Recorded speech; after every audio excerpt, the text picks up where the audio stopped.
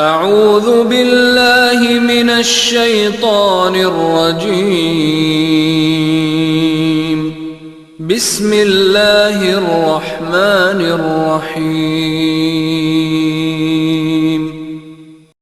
رزق کا معنی بڑا وسیع ہے، اس کے اندر انسان کی جان بھی آتی ہے، انسان کی صحت بھی آتی ہے، انسان کی عمر بھی آتی ہے، اور انسان کی طاقت اور توانائی بھی آتی ہے، انسان کی عزت بھی اس میں شامل ہے، انسان کی شہرت بھی اس میں شامل ہے۔ تو رزق کا معنی اور مفہوم بڑا وسیع۔ تو اللہ رب العزت نے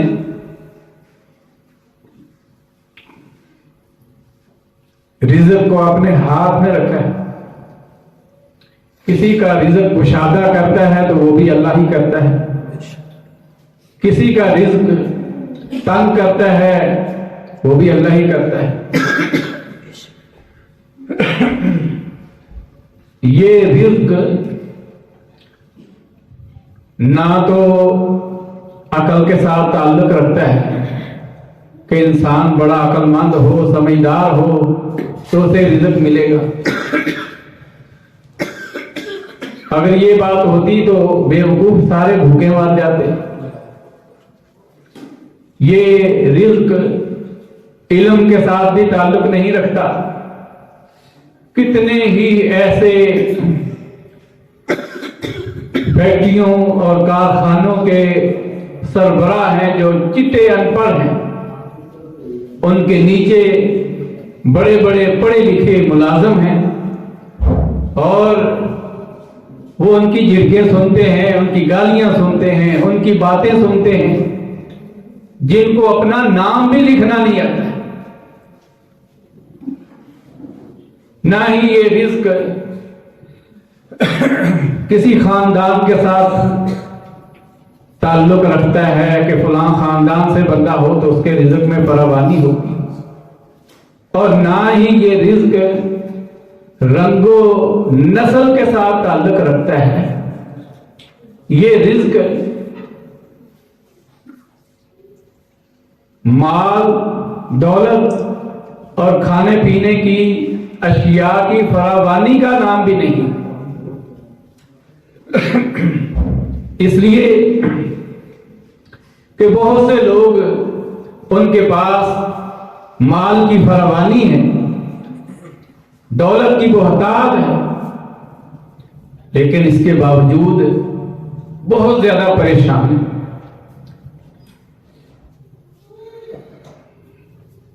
آگے جا کر آئے گا انشاءاللہ کہ ایسے لوگ جن کے پاس مال اور دولت کی فراوانی ہے، ان کے لیے سامنے پڑا ہوا رزق کیسے رزق نہیں۔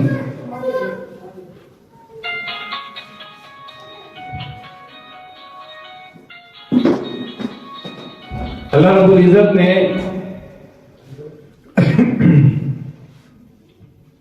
انسان کی فطرت بیان کی ہے کہ انسان کے پاس جب مال و دولت کی فراوانی ہو، خوشحالی ہو، تو یہ انسان اپنے رب کو بھول جاتا ہے، اور جب انسان پریشان ہوتا ہے، تنگ دست ہوتا ہے، تو اس وقت اپنے رب کو یاد کرتا ہے۔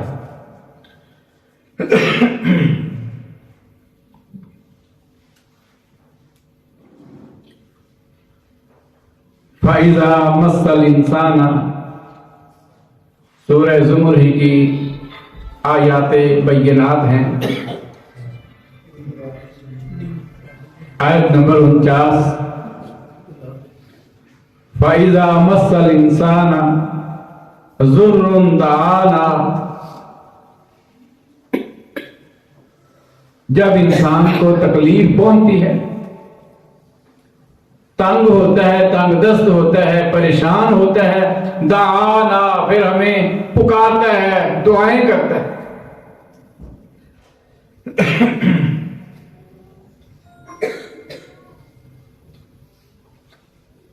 دوسرے مقام پر فرمایا کہ لا یسأم الانسان من دعاء الخیر، انسان بھلائی کی دعائیں کرتا وہ تھکتا ہی نہیں، اکتاتا ہی نہیں ہے، یا اللہ مجھے یہ دے دے، یا اللہ مجھے یہ دے دے، یا اللہ مجھے یہ دے دے، خیر بھلائی کی دعائیں کر کر کے اکتاتا ہی نہیں۔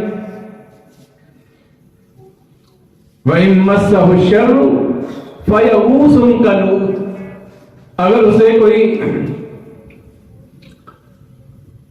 تکلیف پہنچے، پریشانی آ جائے، پھر نا امید اور مایوس ہو کے بیٹھ جائے۔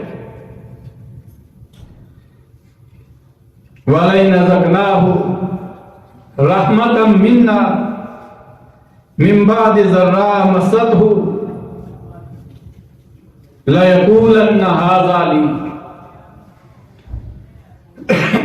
اور اگر ہم اسے اپنی طرف سے رحمت چکھائیں، خوشحالی عطا کریں، بھلائیاں دے دیں اسے، تو فرمایا کہ لَيَقُولَنَّ هَذَا لِي، کہتا ہے یہ تو میرے لیے ہی بنی تھی، یہ اچھائیاں، یہ اچھی چیزیں، یہ مال، یہ دولت، یہ رزق کی بہتات، مال و دولت کی فراوانی، یہ اللہ نے میرے لیے ہی بنائی تھی۔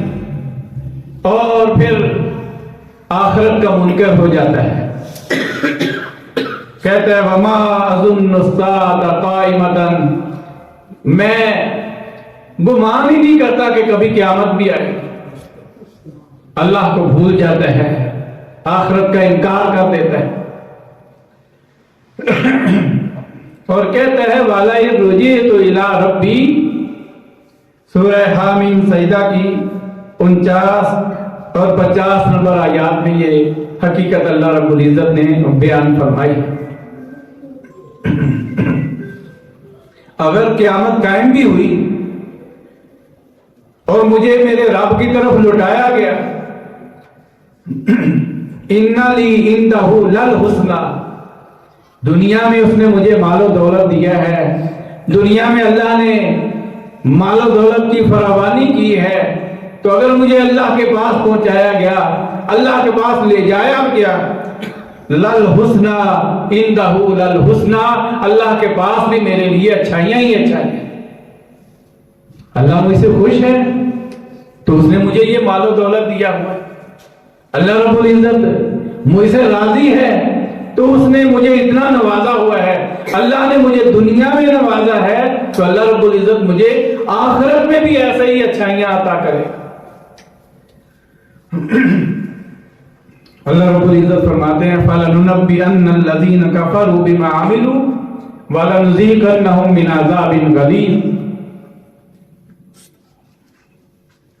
پس ہم ان لوگوں کو خبردار کرتے ہیں جنہوں نے کفر کیا،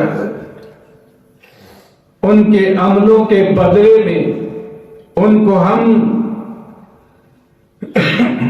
سخت قسم کا عذاب دیں گے۔ تو صحیح بخاری کتاب التفسیر میں حضرت خباب بن عرط رضی اللہ عنہ کا واقعہ ان آیات کی تفسیر میں مذکور ہے کہ حضرت خباب بن عرط رضی اللہ عنہ نے لوہے کا کام کرتے تھے، ایک تلوار بنا کے دی قریش مکہ کے سردار عاص بن وائل سہمی کو، لوہے کی تلوار تیار کر کے دی۔ جب اس نے مزدوری طلب کی اس نے انکار کر دیا، کہا جو تم کہتے ہو کہ مرنے کے بعد دوبارہ زندہ ہونا ہے، میں جب مر جاؤں گا اور دوبارہ زندہ ہوں گا پھر میرے پاس آنا، پھر میں تمہیں اس کے پیسے دوں گا، پھر اس کی مزدوری دوں گا۔ تو اللہ رب العزت نے یہ آیات نازل فرمائی کہ لوگ کس طرح آخرت کا انکار کرتے ہیں اور سمجھتے ہیں کہ اگر آخرت قائم ہو بھی گئی تو ہمیں آخرت میں بھی ایسے ہی نوازا جائے گا جیسے ہمارے پاس اب مال و دولت کی بہتات اور فراوانی۔ اسی طرح اللہ رب العزت کی دی ہوئی نعمتوں کی ناشکری اور کفران نعمت کی وجہ سے بھی انسان کے رزق میں تنگی آتی ہے۔ جو اللہ رب العزت کی بے شمار نعمتوں کے باوجود بھی انسان ناشکرا بن جاتا ہے، اس کے رزق میں بھی کمی کر دی جاتی ہے۔ اللہ رب العزت نے سورہ نحل 112 نمبر آیت میں بیان فرمایا ہے، وَضَرَبَ اللَّهُ مَثَلًا قَرْيَةً كَانَتْ آمِنَةً يَأْتِيهَا رِزْقُهَا رَغَدًا مِّن كُلِّ مَكَانٍ۔ اللہ رب العزت نے ایک بستی کی مثال بیان فرمائی کہ اس بستی میں امن اور سلامتی اور سکون تھا ہر طرف سے۔ یاتیہا رزقہا رغدا من کل مکان، اس میں ہر طرف سے وافر اور کھلا رزق آتا تھا۔ فکفرت بانعم اللہ، اس بستی والوں نے اللہ رب العزت کی نعمتوں کا کفران کیا، ناشکری کی۔ فَأَذَاقَهَا اللَّهُ لِبَاسَ الْجُوعِ وَالْخَوْفِ بِمَا كَانُوا يَصْنَعُونَ، اللہ رب العزت نے ان کو بھوک اور خوف کا لباس پہنا دیا ان کے اعمال کے سبب۔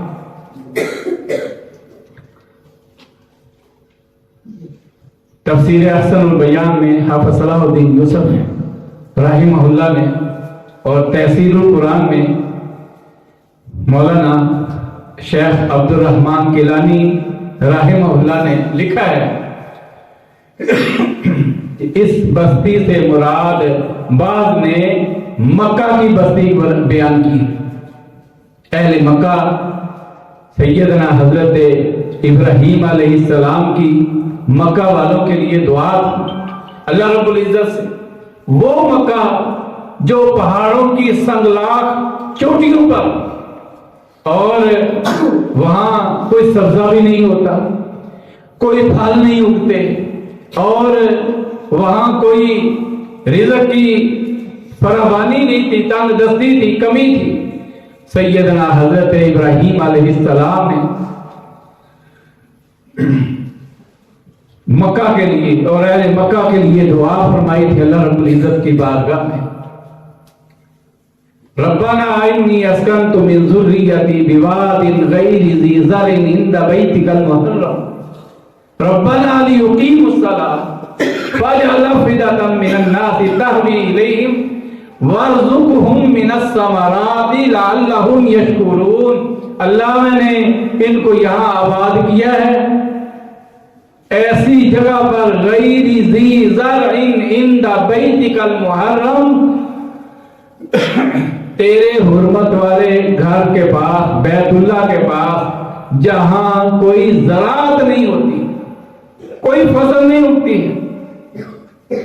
ربنا لیقیموا الصلاۃ، اللہ اس لیے یہاں آباد کیا ہے تاکہ یہ نماز کو قائم کرے۔ کوئی بھی مسلمان، کوئی بھی مومن، اس کا گھر بنانا، اس کا کہیں رہائش اختیار کرنا، سب سے پہلا مقصد یہ ہونا چاہیے کہ یہاں پر ہم نے اللہ کے دین کو قائم کرنا ہے، ہم نے اپنے گھر والوں کو نماز کا پابند بنانا ہے۔ رسول اللہ صلی اللہ علیہ وسلم جب مدینہ تشریف لائے، جو یثرب کی بستی تھی، وہاں آ کر سب سے پہلے آپ نے مسجد تعمیر فرمائی، بعد میں اپنا گھر بنایا۔ سیدنا حضرت ابراہیم علیہ السلام نے فرمایا فَاجْعَلْ أَفْئِدَةً مِّنَ النَّاسِ تَهْوِي إِلَيْهِمْ، اللہ لوگوں کے دلوں کو اس بیت اللہ کی طرف مائل کر دے، وَارْزُقْهُم مِّنَ الثَّمَرَاتِ لَعَلَّهُمْ يَشْكُرُونَ، اللہ ان کو رزق عطا فرما پھلوں سے تاکہ یہ تیرے شکر گزار بندے۔ اور اسی بستی کو اللہ رب العزت نے پھر ایسا نوازا ہے کہ جو لوگ وہاں جاتے ہیں، اللہ ہمیں بھی سب کو حرمین شریفین کی زیارت کی سعادت نصیب فرمائے. جنہوں نے زیارت کی ہے وہ بتاتے ہیں دنیا بھر کے پھل، بے موسمے پھل وہاں مکہ کے اندر موجود ہیں. یہ اللہ کے پیغمبر ابراہیم علیہ السلام کی دعا. لیکن ایک وقت ایسا آیا کہ ان لوگوں نے جو قریش مکہ تھے، رسول اللہ صلی اللہ علیہ وسلم نے ان کے پاس، ان کے سامنے اپنی زندگی بطور نمونہ پیش کی. 40 سال ان کے اندر گزارے، آپ کی صداقت کا بھی اعتراف کرتے، آپ کی امانت کا کے بھی معترف ہیں، آپ کے اندر کوئی کسی قسم کی کمی یا کوئی غلطی آپ کی ان کے دلوں میں، ان کے ذہنوں میں نہیں ہے. لیکن اس کے باوجود جب آپ نے اللہ کی توحید کا اعلان کیا تو سارے مخالف ہو. اور یہ کفر اور شرک یہ بھی تنگ دستی کے اسباب میں سے. تو جب اللہ کے رسول صلی اللہ علیہ وسلم کی دعوت کو انہوں نے ماننے سے انکار کر دیا، صرف انکار ہی نہیں کیا بلکہ مخالفت کی، تکلیفیں پہنچائیں، اذیتیں دیں اور سخت مصائب اور مشکلات کے اندر مبتلا کیا اور مکہ سے نکلنے پر مجبور کر دیا. رسول اللہ صلی اللہ علیہ وسلم اور صحابہ کرام مدینہ تشریف لے گئے ہجرت کر کے، اور پھر مکہ کے اندر قحط پڑا. لوگ پتے کھاتے تھے، گھاس کھاتے تھے، حتیٰ کہ چمڑے کو جلا کر اسے کھاتے تھے. اور سخت بھوک کی وجہ سے جب آسمان کی طرف دیکھتے تھے تو ایسے محسوس ہوتا تھا کہ جیسے آسمان پر دھواں چھایا ہوا، حالانکہ فضا صاف ہوتی تھی. تو جب قحط سالی کا شکار ہوئے تو پھر رسول اللہ صلی اللہ علیہ وسلم کی خدمت میں درخواستیں کرنے لگے، معافیاں مانگنے لگے. اللہ کے نبی، آخر ہم تمہارے ددیال، تمہاری عزیز داری ہے ہمارے ساتھ، ہم تمہارے رشتہ دار ہیں. تو اللہ رب العزت نے فرمایا ہے، اللہ رب العزت نے اس بستی کی مثال بیان فرمائی ہے، کانت آمنۃ یأتیہا رزقہا رغدا من کل مکان. امن اور سلامتی والی، امن سکون والی بستی تھی اور اس میں ہر طرف سے کھلا رزق آتا تھا. فکفرت بانعم اللہ، انہوں نے اللہ کی نعمتوں کی ناشکری کی، کفران نعمت کیا. فاذاقها اللہ لباس الجوع والخوف بما كانوا يصنعون. اللہ رب العزت نے ان کو بھوک اور خوف کا لباس عطا کر دیا. ایک طرف بھوک تھی اور ایک طرف یہ خوف بھی تھا کہیں ہم بھوک سے مارے ہی نہ. تو یہ اللہ رب العزت کی نعمتوں کی ناشکری کی وجہ سے ایک سبب تنگ دستی کا، رزق میں کمی کا اور تنگی کا اللہ رب العزت کے ذکر سے اعراض بھی. اللہ رب العزت نے قرآن کریم میں سورہ طٰہٰ آیت نمبر 124، 125 اور 126 اس بات کی وضاحت فرمائی ہے. فرمایا وَمَنْ أَعْرَضَ عَنْ ذِكْرِي فَإِنَّ لَهُ مَعِيشَةً ضَنْكًا. جو شخص میری یاد سے منہ پھیرتا ہے، منہ موڑتا ہے، اعراض کرتا ہے، فَإِنَّ لَهُ مَعِيشَةً ضَنْكًا، ہم اس کی معیشت کو تنگ کر دیتے ہیں. تو اللہ رب العزت نے بے شمار مقامات پر قرآن کریم میں یہ بات واضح فرمائی ہے، فَاذْكُرُونِي أَذْكُرْكُمْ، تم مجھے یاد کرو میں تمہیں یاد کروں گا. حالانکہ ایک انسان کی، ایک عام آدمی کی، انسان کی کیا حیثیت ہے اللہ رب العزت کے مقابلے میں؟ اللہ رب العزت جو خالق ہیں وہ اپنی مخلوق سے فرما رہے ہیں کہ فَاذْكُرُونِی، تم مجھے یاد کرو، اذکرکم، میں تمہیں یاد کروں گا، وَاشْکُرُوا لِی وَلَا تَکْفُرُونَ، تم میرا شکر کرو، میری ناشکری نہ کرو۔ دوسرے مقام پر فرمایا لَئِن شَکَرْتُمْ لَأَزِیدَنَّکُمْ، اگر تم میری دی ہوئی نعمتوں کا شکر ادا کرو گے تو میں تمہیں مزید اور زیادہ عطا کروں گا۔ تو وَلَئِن كَفَرْتُمْ إِنَّ عَذَابِی لَشَدِیدٌ، اور اگر میری ناشکری کرو گے تو یاد رکھو میرا عذاب بڑا سخت۔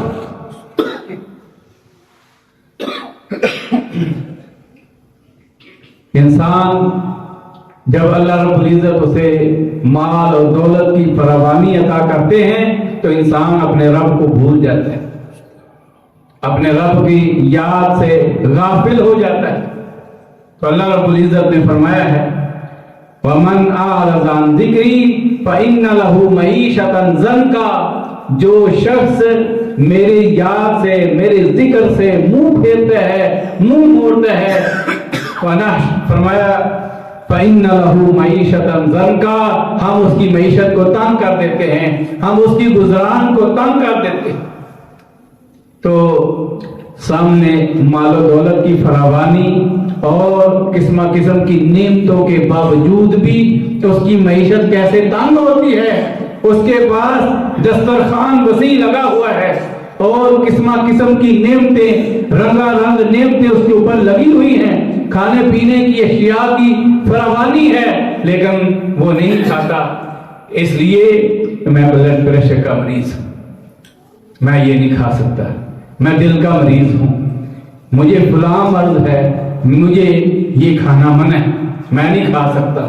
اور بڑے بڑے ہمارے معاشرے میں ایسے لوگ جو لوگوں کا، غریبوں کا خون چوس چوس کے دولت کو جمع کرتے ہیں، اور وہ دولت جب جمع کرتے ہیں تو اس میں سے اللہ رب العزت فرماتے ہیں کہ ہم ان کے لیے فَإِنَّ لَهُ مَعِیشَةً ضَنْکًا، ہمارے ذکر سے غافل ہوتے ہیں تو ہم ان کی معیشت کو، گزران کو تنگ کر دیتے ہیں۔ اور یہ دنیا میں ہے وَنَحْشُرُهُ يَوْمَ الْقِيَامَةِ أَعْمَىٰ، کل قیامت کے دن ہم ان کو اندھا کر کے اٹھائیں گے۔ قَالَ رَبِّ لِمَ حَشَرْتَنِی أَعْمَىٰ، کل قیامت کے دن وہ بندہ کہے گا یا اللہ تو نے مجھے اندھا کر کے اٹھایا ہے، وَقَدْ كُنْتُ بَصِیرًا، میں تو دیکھتا تھا، میں بینا تھا، میری بصارت موجود تھی، مجھے نظر آتا تھا، آج مجھے اندھا کر کے کیوں اٹھایا گیا ہے؟ قَالَ كَذَلِكَ أَتَتْكَ آیَاتُنَا، اللہ رب العزت فرمائیں گے اسی طرح تیرے پاس میری آیتیں آئیں، فَنَسِیتَهَا، تو نے میری آیتوں کو بھلا دیا، وَكَذَلِكَ الْيَوْمَ تُنْسَىٰ، آج کے دن ہم نے بھی تجھے بھلا دیا۔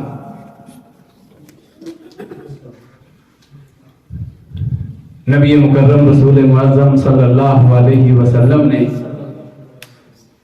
ایک حدیث بیان فرمائی جس میں ایک سبب بخل کو بھی قرار دیا گیا کہ انسان جب مال کے اوپر سانپ بن کے بیٹھ جاتا ہے، بخل کرتا ہے، مال کو اللہ کے راستے میں خرچ نہیں کرتا، تو اس سے بھی اس کے رزق کے اندر تنگی واقع ہوتی ہے، وہ رزق کے اندر کمی ہوتی ہے اور رزق اس کا تنگ کر دیا جاتا ہے۔ بظاہر مال و دولت کی بہتات اور فراوانی کے باوجود اس کو تنگ کر دیا جاتا ہے۔ رسول اللہ صلی اللہ علیہ وسلم نے فرمایا روزانہ صبح کے وقت دو فرشتے اللہ رب العزت اتارتے ہیں، ان میں سے ایک فرشتہ یہ دعا کرتا ہے، صحیح بخاری اور صحیح مسلم کتاب الزکات کے اندر حدیث موجود ہے کہ آپ نے فرمایا ایک فرشتہ دعا کرتا ہے اور ایک فرشتہ بد دعا کرتا ہے۔ ایک فرشتہ جو بد دعا کرتا ہے وہ یہ کہتے ہیں اللہم آتی ممسکن طرفن، یا اللہ جو اپنے مال کو روک کر رکھتے ہیں، تیرے راستے میں خرچ نہیں کرتا، جو بندہ بخل کرتا ہے اللہ اس کے مال کو تباہ و برباد کر۔ فرشتہ اللہ رب العزت کی بارگاہ میں دعا کرتا ہے۔ اسی طرح سورہ قلم 29واں پارہ، اس میں ایک واقعہ مذکور ہے جو سیدنا حضرت عیسیٰ علیہ السلام سے کچھ عرصہ پہلے کا۔ ایک آدمی بڑا مالدار تھا، سخی تھا، وہ اپنے مال میں سے جب اس کا پھل پکتا تو غریبوں، یتیموں، مسکینوں، ضعیفوں، بیواؤں اور محتاجوں میں اس میں سے ایک حصہ نکالتا اور وہ خرچ کرتا تھا۔ جب وہ فوت ہو گیا تو اس کے بچوں نے کہا کہ ہمارا باپ تو اتنا مال ضائع کر دیتا تھا، ان لوگوں کو دے کر اس میں سے ان کا حصہ نکال کر یہ سارا بھی بچا لیں گے اور اپنے اندر تقسیم کر لیں گے۔ اس لیے انہوں نے ایک منصوبہ بنایا کہ صبح صبح جلدی اٹھو، سحری کے وقت اٹھو اور باغ کے اندر چلو، وہاں سے باغ کا پھل اتار کر سارے کا سارا اپنے گھر لا کر رکھ لو، لوگوں کو پتہ بھی نہیں چلے گا، جو مانگنے آئیں گے لینے آئیں گے، اس لیے ان کو پتہ بھی نہیں چلے گا، صبح صبح اندھیرے کے اندر ہم لے آئیں گے۔ تو یہ منصوبہ انہوں نے بنایا۔ اللہ رب العزت نے، اللہ کا کرنا ایسا ہوا کہ وہ صبح اٹھے اور اللہ رب العزت نے قرآن میں فرمایا ہے فَنَادَوْا مُصْبِحِينَ أَنِ اغْدُوا عَلَىٰ حَرْثِكُمْ إِن كُنتُمْ صَارِمِينَ، صبح صبح اٹھے اور کہتے ہیں کہ جلدی کرو، اپنی فصل کو، اپنے پھل باغ کے پھل کو اتار کر لے۔ فَانْطَلَقُوا وَهُمْ يَتَخَافَتُونَ، اللہ رب العزت نے پوری کیفیت بیان کی۔ وہ چلے اور ڈرتے تھے اللہ يَدْخُلَنَّهَا الْيَوْمَ عَلَيْكُمْ مِسْكِينٌ، کہ آج کے دن کوئی مسکین ہمارے باغ میں داخل نہ ہو جائے۔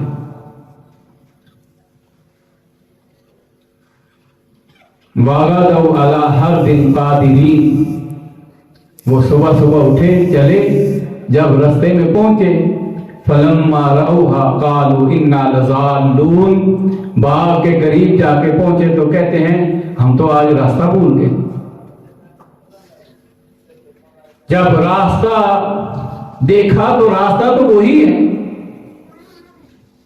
پھر کہنے لگے بل نحن محرومون، وہ سارے کا سارا باغ نیت کی خرابی کی وجہ سے سارے کا سارا باغ جل چکا، ختم ہو چکا۔ کہتے ہیں ہم راستہ نہیں بھولے، بل نحن محرومون، ہم اپنی نیت کی وجہ سے، ہم بخل کرنے کی وجہ سے، مال اللہ کے راستے میں خرچ نہ کرنے کے ارادے کی وجہ سے اپنے مال سے آج محروم ہو چکے۔ یہ بھی سبب ہے ان اسباب میں سے جن سے رزق میں تنگی آتی ہے، اور ایک سبب ان اسباب میں سے یہ ہے کہ یہ جو سود کا کاروبار، اللہ رب العزت نے اس سود کے بارے میں فرمایا ہے فَأَذَنُوا بِحَرْبٍ مِّنَ اللَّهِ وَرَسُولِهِ، اگر تم اس سے باز نہیں آتے تو اللہ اور اس کے رسول کے ساتھ جنگ کے لیے تیار ہو جاؤ۔ آج اس رسول کے ساتھ محبت کے دعوے بھی ہیں، اس رسول کے ساتھ نسبتیں بھی ہیں اور نسبت کے دعوے بھی ہیں، لیکن اس کے باوجود ہر شخص الا ماشاء اللہ اکثریت سودی کاروبار میں ملوث، بینکوں میں پیسے رکھے، بینکوں کے ساتھ معاملات ہیں۔ تو اللہ رب العزت کیا فرماتے ہیں یمحق اللہ الربا ویربی الصدقات، اللہ رب العزت سود کو مٹاتا ہے اور صدقے کو بڑھاتا ہے۔ اور فرمایا الشیطان یعدکم الفقر وَيَأْمُرُكُمْ بِالْفَحْشَاءِ، شیطان تمہیں تنگ دستی سے ڈراتا ہے، تنگ دستی کا وعدہ دیتا ہے۔ تم یہ مال کسی اچھی جگہ پر خرچ کرو گے، دینی ادارے کو دو گے، مسجد پر لگاؤ گے، کہ اللہ کے حکم کے مطابق خرچ کرو گے، تم تنگ دست ہو جاؤ گے۔ الشیطان یعیدکم الفقر، تنگ دستی سے ڈراتا ہے۔ وَیَأْمُرُکُم بِالْفَحْشَاءِ، اور شادی بیاہ کے موقع پر، خوشی غمی کے موقع پر بے حیائی کا حکم دیتا ہے۔ یہ تمہارے بیٹے کی روز روز شادی ہوگی، یہ رسمیں آج نہیں کرو گے تو کل کرو، کب کرو گے؟ قرض بھی اٹھانا پڑے تو یہاں پر خرچ کرو۔ یأمرکم بالفحشاء، شیطان بے حیائی کا حکم دیتا ہے۔ واللہ یعیدکم مغفرۃ منہ وفضلا، اللہ رب العزت کا وعدہ ہے کہ جو میرے راستے میں خرچ کرے گا میں اس کو زیادہ بھی دوں گا اور اس کی بخشش بھی کروں گا۔ تو اسی طرح بے شمار ایسے اسباب ہیں جو تنگ دستی کی طرف لے جانے والے ہیں، جن سے انسان کے رزق کے اندر کمی ہوتی ہے۔ ان میں سے ایک یہ بھی ہے کہ اپنے رشتہ داروں سے رشتہ داری کو توڑنا، رشتہ داری کو توڑنا، رشتہ داروں سے الگ رہنا، ان سے چھوٹی چھوٹی باتوں پر لڑائی اور جھگڑا بنا لینا اور ان سے ناراض رہنا۔ تو بہن بھائی سے ناراض رہنا، والدین سے ناراض رہنا، والدین کی نافرمانی کرنا اور ان کی بات نہ ماننا، اور یہ رسول اللہ صلی اللہ علیہ وسلم کی حدیث کے مطابق جو شخص رشتہ داری کو توڑتا ہے اس کی عمر میں بھی کمی ہوتی ہے، اس کی رزق میں بھی کمی ہوتی ہے۔ تو اس کے علاوہ بھی بہت سے ایسے اسباب ہیں جو انسان کی رزق کے اندر تنگ دستی کے سبب بنتے ہیں۔ بہرحال اللہ رب العزت سے دعا ہے اللہ ہمیں کتاب و سنت کی سمجھ عطا فرمائے، کتاب و سنت پہ عمل کرنے کی توفیق عطا فرمائے۔ اللہ رب العزت ہمیں دنیا آخرت کی بھلائیوں سے بہرور فرمائے۔ اور میں دعا کرتا ہوں کہ ہمارے بھائی فضیلت الشیخ جمیل الرحمان حافظہ اللہ نے جو یہ مرکز بنایا ہے، اللہ رب العزت اسے دن دگنی رات چگنی ترقی عطا فرمائے اور کامیابیوں سے ہمکنار فرمائے۔ وآخر دعوانا ان الحمدللہ۔